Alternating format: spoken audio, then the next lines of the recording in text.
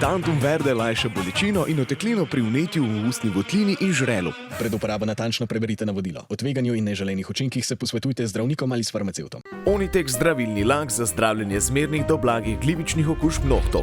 Brez piljenja, brez odstranjevanja laka. Onitek. Resne težave imajo lahko tudi enostavno rešitev. Pred uporabo natančno preberite navodilo. O tveganju in neželenih učinkih se posvetujte z zdravnikom ali farmacevtom. Častniku zdrav, na levo!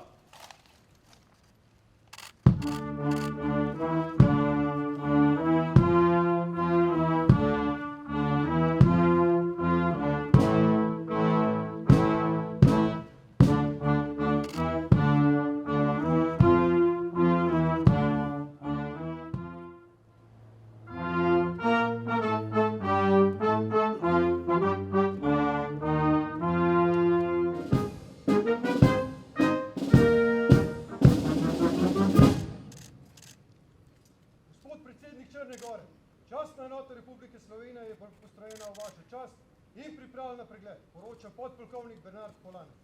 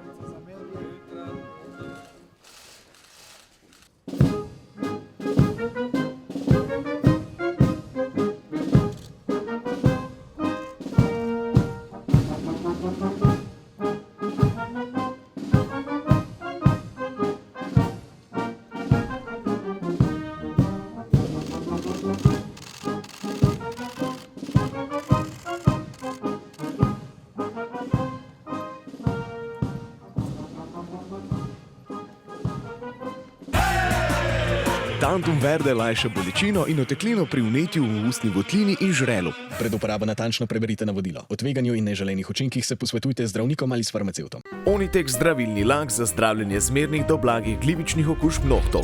Brez piljenja, brez odstranjevanja laka. Onitek. Resne težave imajo lahko tudi enostavno rešitev. Pred uporabo natančno preberite navodilo. O tveganju in neželenih učinkih se posvetujte z zdravnikom ali farmacevtom. Najprej bi rada povedala, da so odnosi med Slovenijo in Črno Goro res na zelo visokem nivoju, brez odprtih vprašanj. Izjemno dobro sodelujemo znotraj približevanja Črne Gore Evropski uniji. Ne bo odveč na tem mestu poudariti, kar seveda tudi sama osebno vidim in mislim, da je Črna Gora prvak pri približevanju evropskim integracijam, da je pravzaprav, kot je moj kolega rekel, neka lokomotiva, ki vleče države Zahodnega Balkana k Evropski uniji. Večkrat sem že poudarila, da Zahodni Balkan zagotovo potrebuje več Evrope in ne manj. To je tudi tisto, v kar moj kolega Jakov Milatović verjame. Slovenija pomaga Črni gori na tej poti in bo seveda še naprej pomagala. Midva sva se v zasebnem pogovoru dotaknila seveda tudi procesa Brdo-Brioni. Proces Brdo-Brioni je eden od procesov, ki vleče ta voz naprej proti Evropski uniji. Gospod predsednik mi je danes potrdil, da bo naslednja organizatorica procesa Brdo-Brioni prav njegova država, torej Črna Gora. Jeseni naslednje leto se bomo torej voditelji držav Zahodnega Balkana in Hrvaške in Slovenije srečali v Podgorici. Na tem mestu bi rada poudarila še eno stvar. Gospodarsko sodelovanje med Slovenijo in Črno Goro je v porastu, ni pa še na tistem nivoju, za katerega bi si obe državi želeli, da bi bil. Oba s predsednikom sva se dogovorila, da bova več delala na gospodarskem sodelovanju med Slovenijo in Črno Goro in upam, da bo v prihodnjih letih najinega mandata to gospodarsko sodelovanje seveda še boljše, kot je že danes. Prav posebej pa bi rada Črno Goro pohvalila na enem področju, ki je meni zelo ljubo in drago, in to je boj proti podnebnim spremembam. Črna Gora je tudi tu nek vlečni konj in lokomotiva, kar se tiče držav Zahodnega Balkana. Je država, ki ima pripravljen že akcijski načrt znotraj zelenih agend. Tudi tu je Slovenija pomagala s svojim znanjem, predvsem na področju krožnega gospodarstva, ki je eden pomembnih segmentov boja proti podnebnim spremembam. Črna Gora je tu naredila res velike korake naprej in se gospodu predsedniku in vsem njegovim sodelavcem v vladi res zahvaljujem za ta trud, ki so ga vložili v delovanje na področju zelenih agend. Toliko za začetek z moje strani. Hvala lepa. Evo, poštovana predsjednice, draga Nataša, poštovani predstavnici medija, dame i gospodo, veliko mi je zadovoljstvo što sam danas u zvaničnoj posjeti Sloveniji, državi koju Crna Gora vidi kao prijatelja i saveznika. Naši odnosi su odlični i baziraju se na principima otvorenosti i međusobne podrške. Karakteriše ih historijska bliskost i iskreno prijateljstvo građana naše dvije zemlje, koji su ne tako davno bili dio iste zemlje, stare Jugoslavije, i do dana zadržali osjećaj bliskosti i međusobnog uvažavanja i povjerenja. Upravo na tim čvrstim osnovama razvijamo i konstruktivnu saradnju na svim bilateralnim poljima, koja je dodatno ojačana našim savezništvom u okviru NATO saveza. I nikada nećemo zaboraviti da je upravo Slovenija bila prva država koja je otvorila svoju ambasadu u Podgorici nakon obnove crnogorske državnosti i zahvalni smo na vašem kontinuiranom zalaganju i podršci ostvarivanju svih crnogorskih vanjsko-političkih ciljeva, uključujući i ovaj koji sam malo čas spomenuo, a to je naše punopravno članstvo u NATO savezu koje je ostvareno 2017. godine.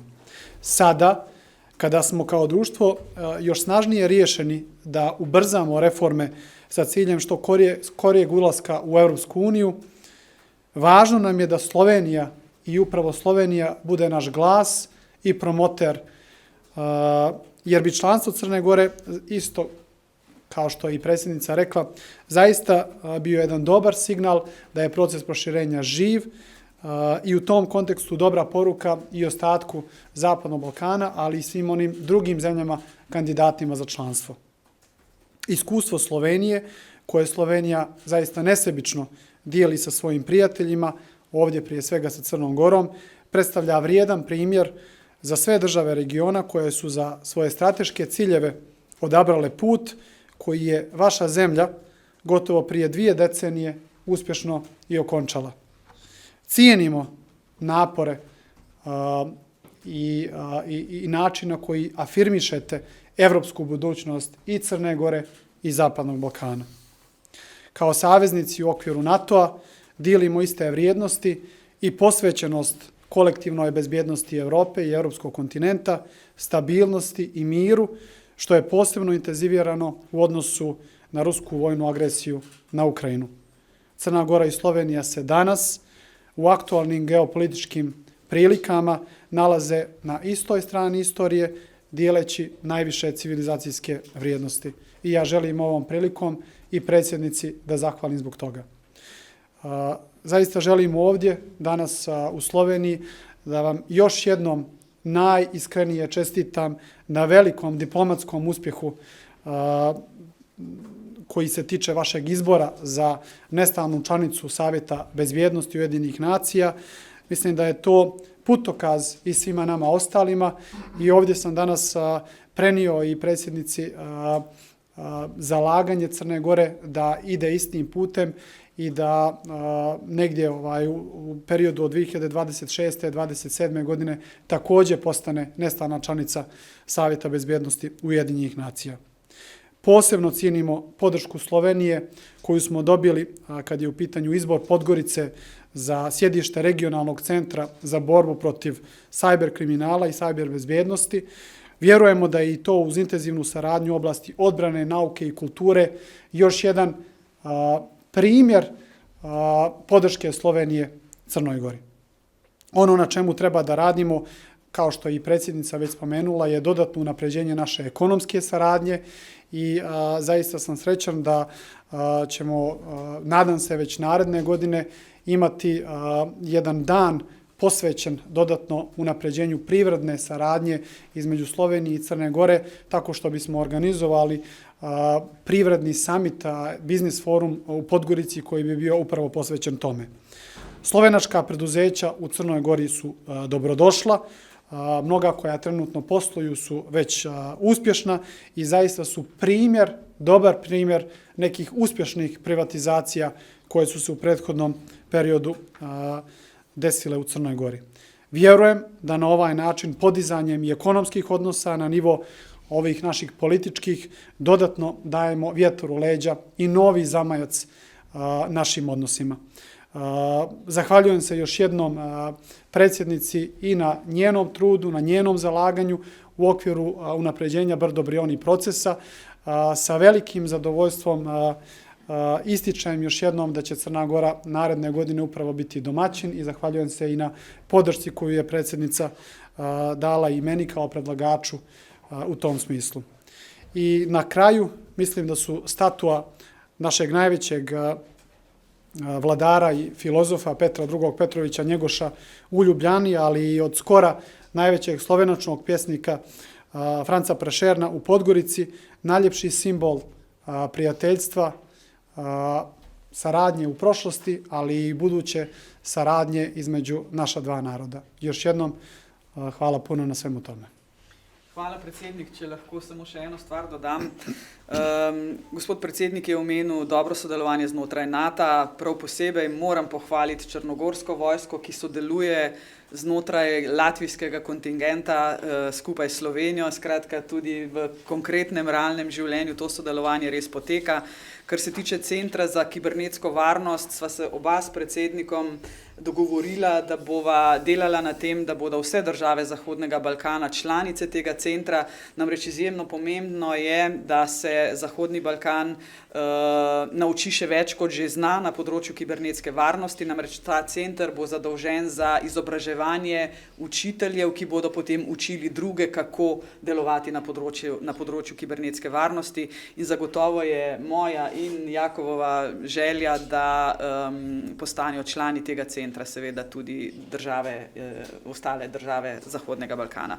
Je bil pa ta center ustanovljen z podpisom v Tirani, kot veste, skupaj z Francijo, Slovenijo in Črno Goro. Tako da najlepša hvala, Jakov, tudi za podporo temu centru, ki je izjemno pomemben za sodelovanje na kibernetskem področju znotraj regije Zahodnega Balkana. Tantum verde lajša bolečino in oteklino pri vnetju v ustni votlini in žrelu. Pred uporabo natančno preberite navodilo. O tveganju in neželenih učinkih se posvetujte z zdravnikom ali s farmacevtom. Onitek zdravilni lak za zdravljenje zmernih do blagih glivičnih okužb nohtov. Brez piljenja, brez odstranjevanja laka. Onitek. Resne težave imajo lahko tudi enostavno rešitev. Pred uporabo natančno preberite navodilo. O tveganju in neželenih učinkih se posvetujte z zdravnikom ali farmacevtom. Dobar dan, Jelena Otašević iz javnog servisa Crne Gore. Dakle, Slovenija kontinuirano podržava Crnu Goru u procesu evropskih integracija.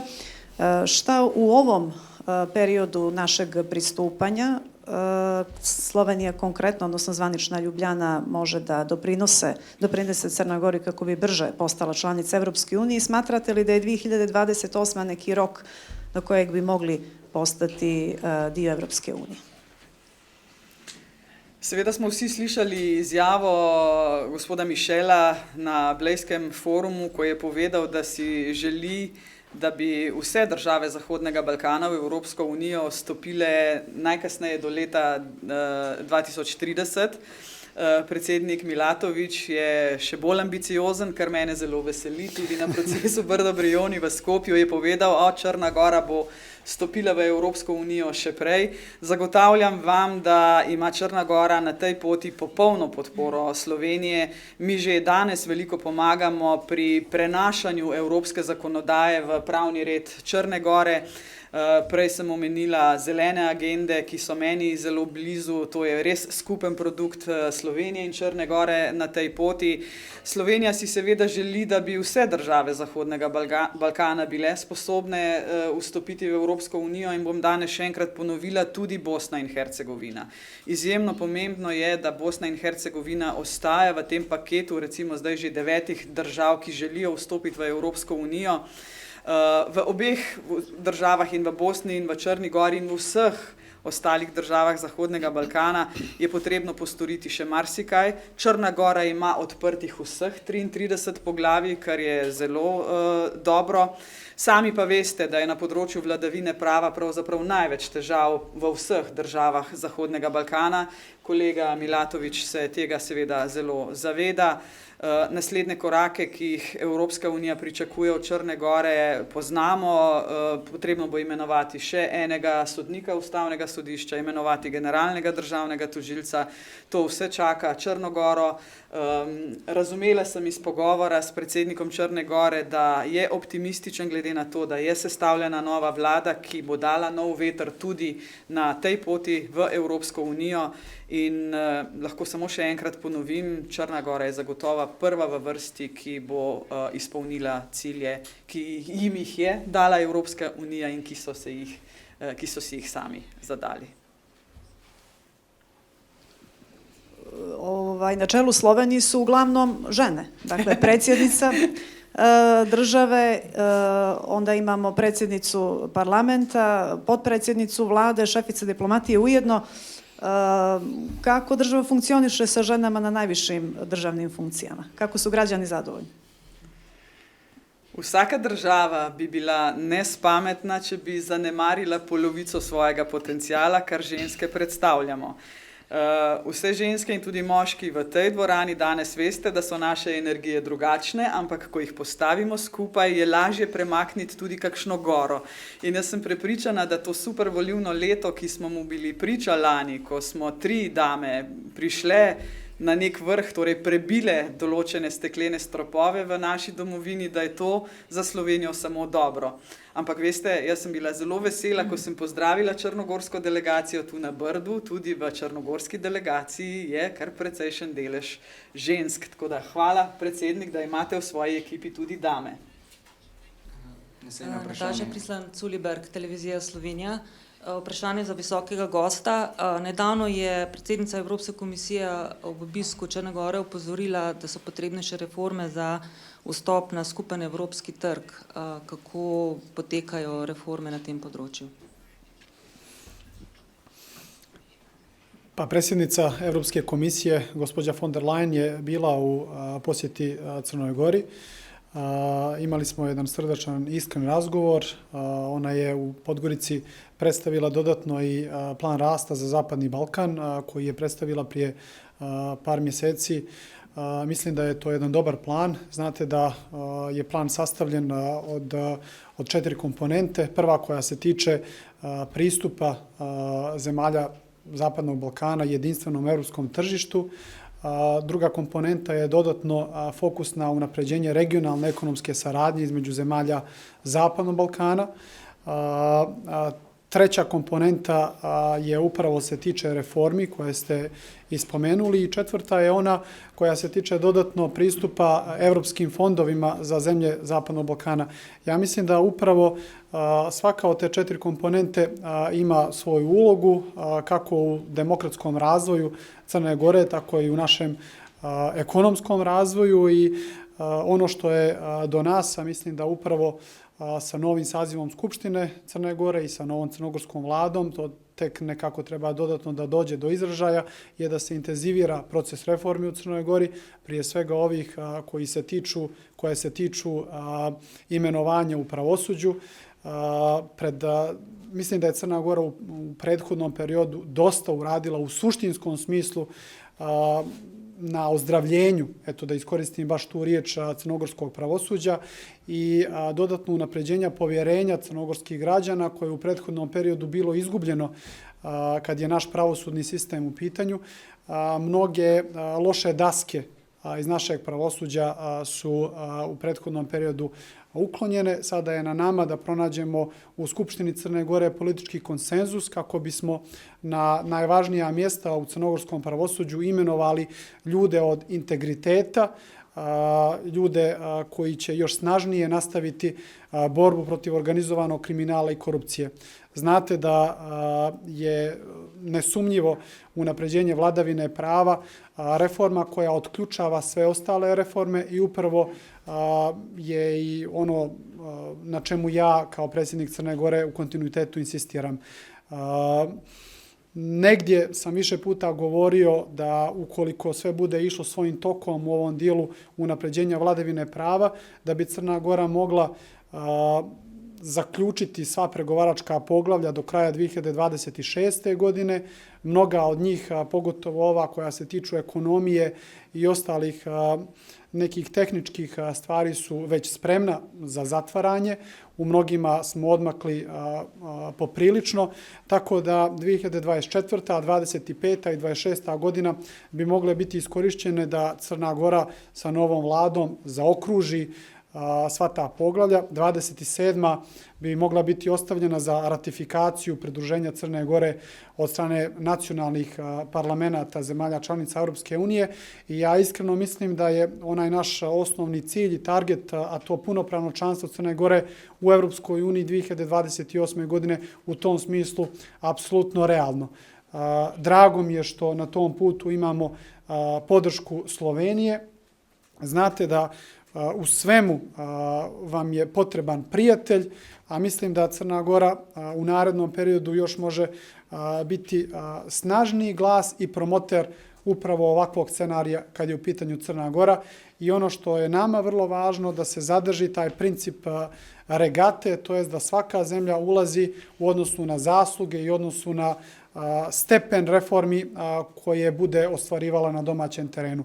Smatram da je Slovenija i u prethodnom periodu tu bila jako principijelna i čini mi se da i u narednom periodu možemo očekivati istovjetan stav od zvanične Ljubljane i mislim da i ova naša današnja posjeta koju sam započeo danas sa razgovorom sa predsjednicom, a nastavit ću je naravno i sa razgovorom sa članovima vlade, sa predsjednikom vlade, sa ministricom vanjskih poslova će sasvim sigurno ići u tom pravcu. Zato još jednom zaista velika zahvalnost Sloveniji na svemu što je uradila i na svemu što će uraditi u narednom periodu kad je u pitanju naš evropski put. Še eno vprašanje kolegice iz Črne Gore za predsjednika. Gospodine predsjedniče, za 2 dana očekujemo izvještaj Europske komisije o Crnoj Gori, s obzirom na to da je završen period političke nestabilnosti. Smatrate li da je taj neki međuperiod doprinio da taj izvještaj bude bolji i kvalitetniji odnosno na ono što se očekivalo prije formiranja vlade? Ja mislim da je izvještaj o napretku, godišnji izvještaj o napretku jedan presjek stanja. Smatram da je to izvještaj koji treba da donosiocima odluka u Crnoj Gori pokaže određene smjernice i negdje putokaz da u narednom periodu dodatno stavimo fokus na prevazilaženje određenih izazova kojih smo svjesni.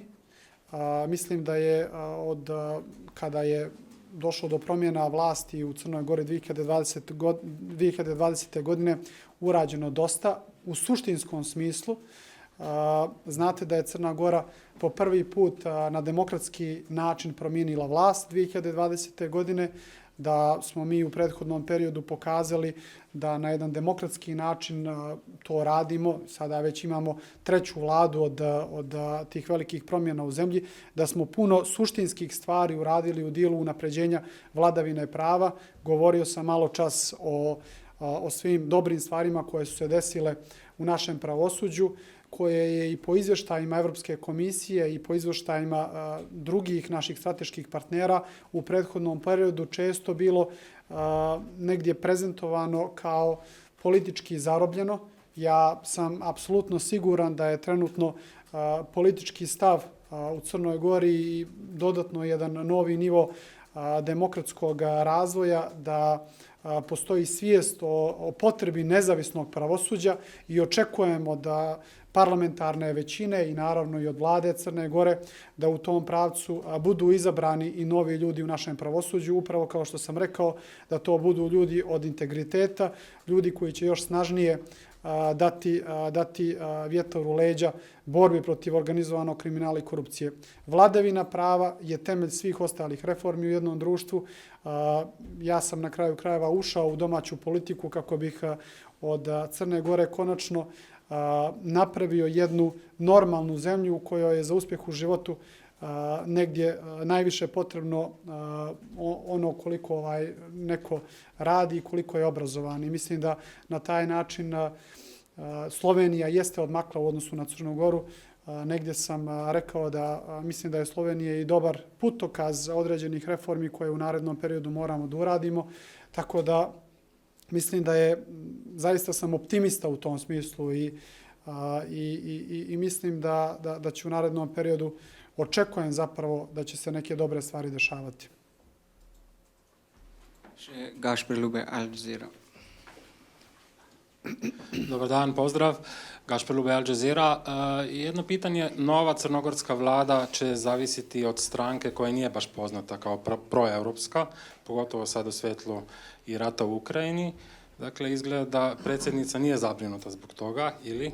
I gospodin predsjedniče, dakle, koje su garancije za da Crna Gora ne skrene zbog tog pitanja sa europskog puta? Hvala. Ja mislim da je najveća garancija trenutno predsjednik Crne Gore, koji, kao što znate, i u predsjedničkoj kampanji, a i nakon što sam preuzeo funkciju predsjednika Crne Gore, bio sam vrlo jasan kad su u pitanju vanjsko-politički prioriteti i ciljevi Crne Gore. Prvi se tiče još kredibilnijeg članstva Crne Gore u okviru NATO saveza. Ja smatram da ćemo to dostići dodatno unapređenje vladavine prava. Znate da na kraju svaka demokratska zemlja je prije svega zemlja u kojoj vlada pravo i pravda. I ovdje negdje onda stoji sve ovo što sam rekao kad su u pitanju reforme pravosuđa. Drugi cilj je iskreno i suštinsko zalaganje za ubrzanje našeg europskog puta. Mislim da to u prethodnom periodu nije bio u potpunosti slučaj. Mislim da je također i u prethodnom periodu i od strane Evropske unije bio pokazan određeni zamor kad je u pitanju proces proširenja. Čini mi se da je nakon ruske agresije na Ukrajinu i Brisel, a i glavni gradovi zemalja članica nekako malo drugačije pristupio samom procesu proširenja i upravo to treba dodatno iskoristiti. I pod broj 3 je unapređenje dobrosusjedskih odnosa između Crne Gore i ostalih zemalja Zapadnog Balkana. Ovdje naravno da negdje tretiramo i ostale zemlje koje su nama bliske, sa kojima smo dijelili zajedničku prošlost, a sasvim sigurno da ćemo da dijelimo i zajedničku budućnost. Ovdje mislim i na Sloveniju. Ja sam čovjek koji je dugo godina živio na zapadu i čini mi se da jedna stvar koja negdje nije uvijek jasna na Zapadnom Balkanu, a to je da je proces evropskih integracija ujedno i proces regionalne ekonomske saradnje i na tome zaista dodatno treba raditi, kao što vam je jasno i gospođa von der Leyen je i u ovom planu rasta za Zapadni Balkan zapravo prezentovala drugu komponentu, to je jednu od one 4 komponente, ovu koja se tiče upravo regionalne ekonomske saradnje. To su jasni prioriteti Crne Gore. Mislim da su to jasni prioriteti i nove crnogorske vlade i to je trenutno i sasvim sigurno da će to tako ostati u narednom periodu. Bi seveda lagala, če bi rekla, da nisem zaskrbljena. Zagotovo sem, ampak ne samo zaradi tega, ali bo Črna Gora uspela in ostale države Zahodnega Balkana doseči ta cilj do leta 2030. Večkrat sem že povedala, če si postavimo vprašanje, ali je Evropska unija naredila dovolj, da bo sprejela nove članice v svoje integracije, je moj odgovor ne. Tudi Evropska unija se mora zavedati svojih pomanjkljivosti, svojih minusov, česa vse v preteklosti nismo naredili in kaj vse sedaj Evropska unija mora narediti, da bo 2030 seveda dosegljiv cilj. Na obeh straneh je potrebno vložiti ves napor, da se bo to res tudi zgodilo in res upam, da do leta 2030. Tantum verde lajša bolečino in oteklino pri vnetju v ustni votlini in žrelu. Pred uporabo natančno preberite navodilo. O tveganju in neželenih učinkih se posvetujte z zdravnikom ali s farmacevtom. Onitek zdravilni lak za zdravljenje zmernih do blagih glivičnih okužb nohtov. Brez piljenja, brez odstranjevanja laka. Onitek. Resne težave imajo lahko tudi enostavno rešitev. Pred uporabo natančno preberite navodilo. O tveganju in neželenih učinkih se posvetujte z zdravnikom ali farmacevtom.